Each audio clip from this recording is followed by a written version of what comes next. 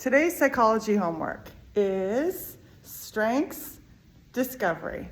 You'd be surprised the way people think about you. People that you love, people that you work out with, people that you work with.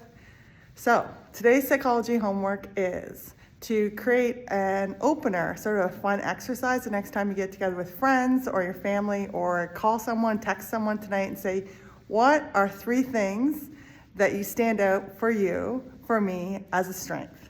And then you can start it by telling them the same thing. So maybe there's someone that is very organized, so they're the person that organizes all the family events.